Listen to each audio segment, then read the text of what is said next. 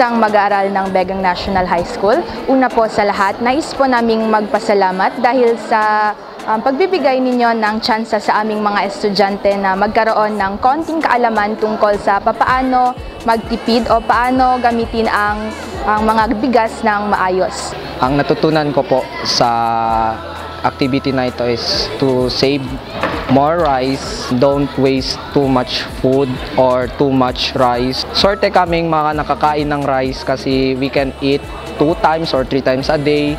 Na paano yung mga hindi makakain ng isang araw, mas maigi na lang na mag-save tayo ng kanin. Hindi lang kasi kanin yung nasa-save natin, we can also save money. Marami pong paraan kung paano mabibigay o mas-spread yung informasyon o natutunan ko rito sa pamamagitan po ng pagbibigay ng advokasya o patungkol sa harap-harapan or maaari mong i-share kung ano ang iyong natutunan sa iyong mga kaklase.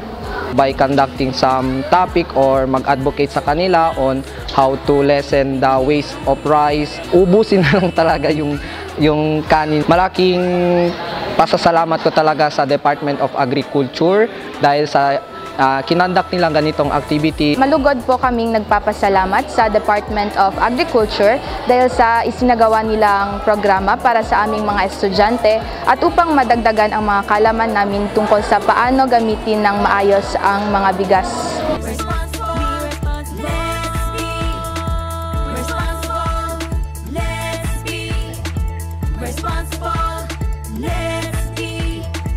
Responsible.